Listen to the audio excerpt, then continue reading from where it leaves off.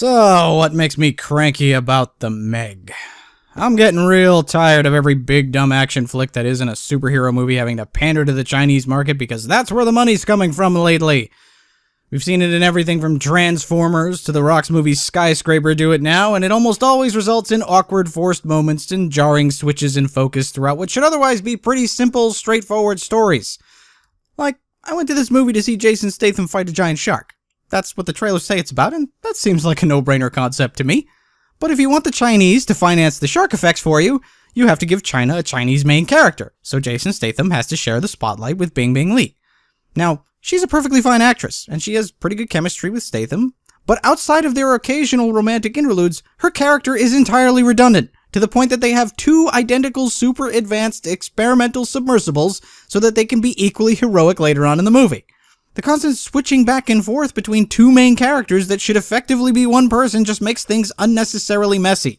A perfect example of this comes right at the beginning, where Lee goes off to save the day in precisely the way that a headstrong action hero would, and in a normal movie, she'd race down to the bottom of the ocean and just barely rescue her friends while causing some secondary problem with her recklessness that they deal with for the rest of the movie. But she doesn't get top billing here. So in the middle of all of that, all of the other characters leave the dire ticking clock situation to go recruit Statham, who is busy being his own action hero cliche, namely the washed-up ex-badass slowly drinking himself to death thanks to the trauma of a previous mission guy. So now all of the tension of what Lee's doing is broken, because we know Statham's coming right up behind her, and essentially her part of the rescue becomes a complete waste of our time. Everything she does easily could have been folded into Statham's rescue attempt and nothing would change. So you could completely cut her scenes out of this sequence entirely, and nobody would know the difference.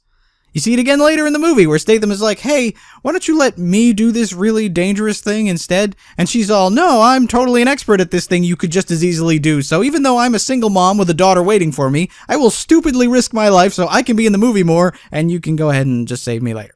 You see the same thing with the language issue. Big chunks of the movie end up in subtitles, which makes no sense for a movie that really has nothing to do with being in a foreign country. It's just that we have to cater to the Chinese audience with actors who aren't native English speakers, so bam, out comes the Mandarin. They get the English part of the movie in subtitles, we get the Chinese part of the movie in subtitles, and that's just silly. This isn't Firefly, just pick one and stick to it. On the plus side, we do get to see some new locales for once, since it means setting everything in the South Pacific instead of off the coast of New York, Miami, or LA, which are all usually just Toronto anyway.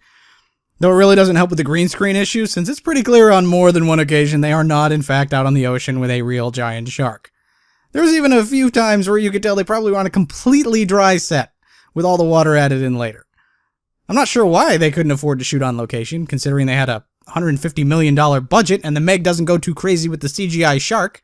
It actually learned its lesson from Jaws pretty well, so it lets the audience's imagination fill in the blanks most of the time, and we don't end up with too many sequences where some giant CGI monstrosity is menacing actors that think it's a tennis ball. That also means the CGI on the Megalodon is pretty good and relatively effective. Unfortunately, they don't do a particularly good job of giving us a good sense of scale of the shark, because most of the time when you see it, it's just a fin moving through the water without anything else around it to give you a reference for its size. It's appreciably huge when it's trying to eat someone, but swimming this way or that, there just isn't that much to remind you that it's an obscenely large animal. As far as we know, Megalodon was one of the largest things to ever live on the planet Earth, so there really should never be a moment where you can see it and not be in complete awe of it. Its behavior is also pretty inconsistent, since at the beginning it's mostly attracted just to light, and by the end of it, it behaves just like a regular old killer shark. Kind of undermines any sense of menace or malevolence it might have. It's just something that shows up when it needs to show up to give us an action sequence, rather than a character in its own right. Despite those issues, this movie's pretty fun, and good for some intentional laughs, along with the unintentional ones. The cast all plays off each other pretty well, even if pretty much every character is one of the tropiest tropes that ever troped, but they have fun with it, so it's okay.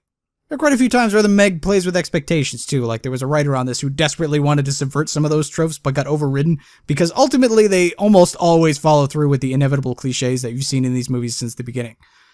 It certainly helps make things a little bit more ambiguous than they would be normally, which I appreciated, but it kind of bummed me out every time it looked like they weren't going to do the thing, and then a few minutes later they go ahead and do the thing anyway.